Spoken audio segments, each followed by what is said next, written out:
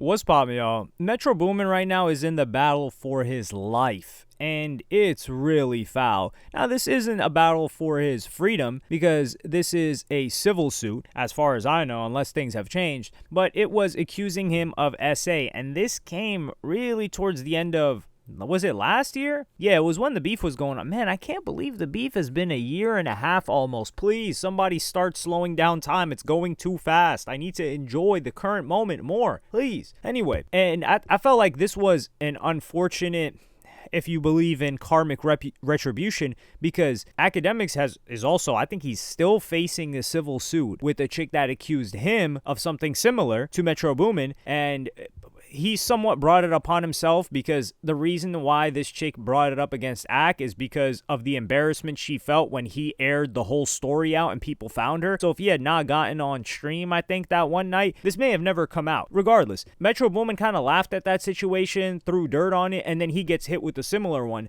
But I don't got an issue with Academics. I don't got an issue with Metro Boomin. So I'm not going to sit here and try to kick Metro Boomin while he's going through this. And I've got to say, I have the utmost respect for both of these guys for actually fighting these cases, unlike that sucker. Now, I'm not going to call him a sucker. Not right now, but he got suckered into that situation. Shannon Sharp, who gave that chick $23 million, and she's walking around like Don Juan, walking around like Wilson Fisk in the same suits, just 300 less pounds and 12 inches shorter, and acting like she's the boss. I would feel like the boss too if I came up off of 23 million. 23, you know how they got Forbes 30 under 30? 23 under 23 mil. Because I think she's under 23 years old and she finessed 23 mil off that guy. I would be feeling like I'm the ish too. But this chick that is accusing Metro Boomin and Megan Cuniff, who covered the Tory Lanez and Megan Thee Stallion case, as well as other cases, which I'm not going to lie, she was doing Tory. You could tell which side she was on or which side she leaned towards, which is fine. I think she was quite professional for the majority of her coverage of that situation, but we just got to look at her with the James Dokes eye, right? We got to look at her like, okay, we're keeping an eye on you. But this chick that is accusing Metro Boomin, and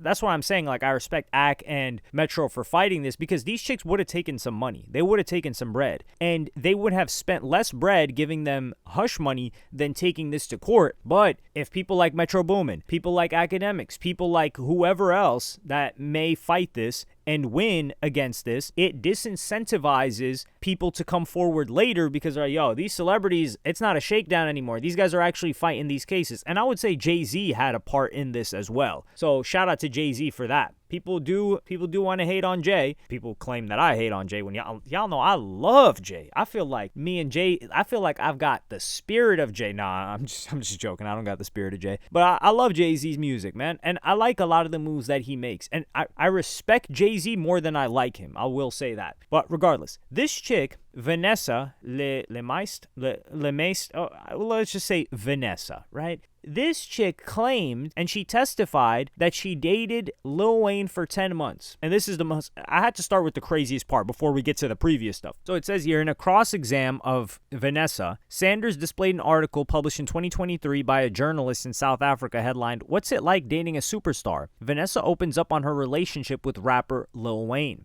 And then this person asks, "Isn't it true, Miss Lemeister, that there's not one single photograph of you and Lil Wayne together?" She says, "Yes, that is correct." "And isn't it true you have no text messages, Instagram messages, or emails with Lil Wayne?" "At this point in time, no, I do not." Interesting. She testified that she believes Lil Wayne wrote the song How to Love for her.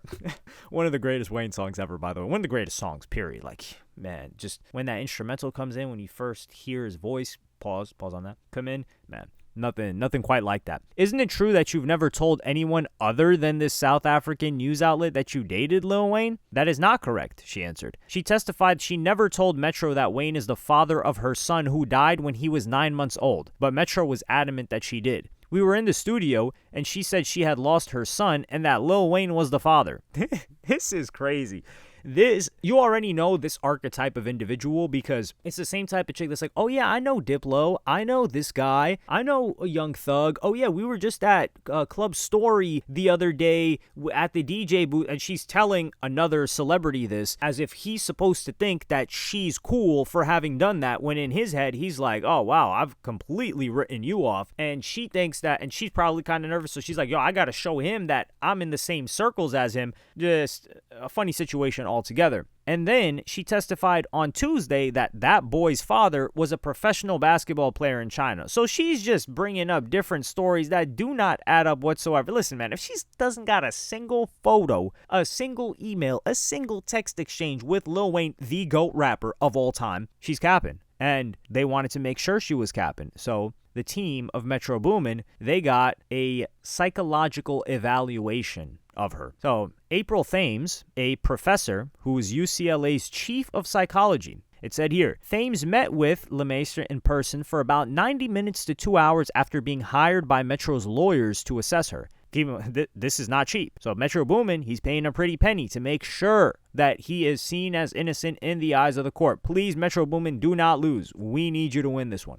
She testified Wednesday that LeMaistre has borderline personality disorder with psychotic features, post-traumatic stress disorder, and major depressive disorder. This chick is cuckoo upstairs. That's what they're saying. None appear related to, quote, this alleged assault, the professor said. Hold on. So she's got BPD. She's got PTSD. She's got major depressive disorder, but this got nothing to do with what happened with Metro Boomin. Okay, fair enough. My opinion is that her psychological functioning has been like this for a very long time, and I think there have been moments throughout her life where sometimes it's better and sometimes it gets worse, and that seems to be consistent with whether or not she's getting treatment. But I do not think that there's a connection between this and the allegations that have been made in this matter. So they paid her, and she ain't really helped them at all. Instead, well, it's the lawyer's job, I guess, to use whatever information this chief of psychology has given to try to paint a picture of her being crazy. And then she said she doesn't recall if LeMaistre told her she told her therapist she'd been SA'd, but she answered absolutely not when Willemon asked if the audio tape of the interview reveals that she said that, you wouldn't dispute that. Now, Metro Boomin, when he talks about this situation, he is heartbroken. When he got up on there, he said, and I quote, not to get too deep, but me and my mom worked so hard to build an upstanding brand and reputation for me and myself and everything I do. And then they'll accuse me of something like this, which I would never even dream or fathom. I can't even believe I'm living this right now, or up here doing this, or wasting my time and everybody else's time with this. And the situation is, this chick right now, she's 39 years old. She accused Metro of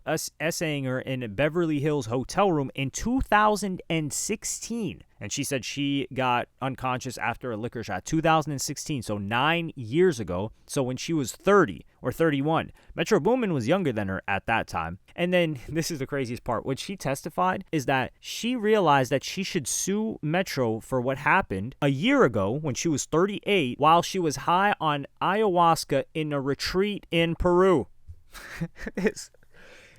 It's like you just paint a picture of an individual, and I'm like, wow, this mid-30s or post-35, maybe divorced, maybe had a kid, is no longer with the father, ayahuasca retreat in Peru or in Mexico or something like that. Like these things, or maybe a trip to Bali. I don't know. They're not messing with the controlled substances over there. That's for sure. She'd be sitting in a jail cell if that was the case. And you just think, wow, you fit neatly into this box of this archetype of individual. And it's not somebody that's going to accuse somebody of something else, but I have never seen somebody hit the ayahuasca and come back better. They've come back crazier. They've come back a little bit maybe delusional. They've come back out of touch with reality. And some people say, well, it's like this spiritual practice and this and that, and it's dirty white people that haven't showered in several weeks that live in communes, and they kind of all smash each other, and they probably moved off to Costa Rica after doing the ayahuasca where they met in Peru. And yeah, this is very weird people that are like, yo, this was a spiritual practice. Now, this was a spiritual practice for those people, not you. Okay? Yeah, for those people. So she probably just lost, and this is a thing, like she didn't think that this was SA, at least from what I'm gathering, until she took ayahuasca. So until you took a crazy psychedelic, which gives wild experiences that some people decide to just exit, unplug after, that's when you decide to hit him with the lawsuit. And of course, it is a civil lawsuit. And he also talks about how his mother, she was, and this is why it's such a sad situation. He says he lost his mother to domestic. So for someone to come out of the blue with something like this, someone I haven't seen in like a decade, it's like beyond insulting. So the situation with Metro Boomin's mom, who passed away in 2022, she was dating a guy. The guy pulled up, let it off on her, let it off on himself, and that was that. Like, that's quite horrifying. Like, some guy that she was dating, some guy that she trusted. So for Metro Boomin, he's like, yo, there's no way this happened to my mom, and I'm being painted as somebody that's like one of these people that would do something like that. And Metro Boomin would make it clear that he got with her on two occasions. He says, apologies to the court, but there was a time when you were having with her style? Metro Boomin says yes. Now, was she conscious the entire time? Absolutely, Metro says. Did she ever do or say anything that would suggest to you that she did not want to? No. Did you ever force or pressure her into any encounter? No. Did she ever say no or indicate that she was uncomfortable? No. I ask you again, did you SA Miss LeMaster? No way in the world, no. And this is the crazy thing. She accused Metro Boomin of writing the lines on the song Rap Saved Me with 21 Savage and Offset. She took a Xanny, then she fainted. I'm from the gutter, ain't no changing. And she said that he alluded to her situation with that. And Metro Boomin said, yo, I never even wrote any lyrics for the song. I'm a producer. And then she testified that she saw a music video for the song that appeared to reference the situation that she's claiming happened to her. And Metro said that that music video does not exist. Was there ever a music video created for that song that she could have seen? Never. This chick is a nutball. And he even says he always made an attempt to text her back because, I thought she was cool and I thought our experiences were cool. And he said he didn't know that she was pregnant. And he said it couldn't have been him. He says, I never even smashed without a condom. At that time when I met her, me and my high school sweetheart, we were still using them. So I know it was no way this girl I just met in Las Vegas. He met her in Las Vegas, but it was at the Beverly Hills Hotel. This is the thing. Metro Boomin was green. That's it. How old is Metro Boomin? This guy was green. That's the situation that happened here. Metro Boomin was born in 1993. He met her in 2016 in Las Vegas. So he was 23 years old, 2016, height of Metro Boomin, really young producer, blowing up. He meets a 30-year-old in Vegas that's got BPD. He had no chance. He was outmatched. He was outclassed. He went into a boss fight and he didn't have the required armor and required skill tree. That's what it sounds like right now. But yeah, I'm going to try to keep updated with this because this chick sounds insane. And I don't know if there's video of this. I don't think there is because there wasn't video of the court case for Tory Lanez. But Young Thug came to show him love. But I need to pay attention to this because, man, I don't like that Metro Boomin is being done dirty like this. Now, some people will say, well, not like us, and he was laughing at Drake. Yeah, but he didn't produce Not Like Us. So I'm going to cut him a little bit of bail there. But let me know what y'all think in the comments. Like, subscribe, and hit the notification bell if you enjoyed. And I'm going to see y'all in the next one.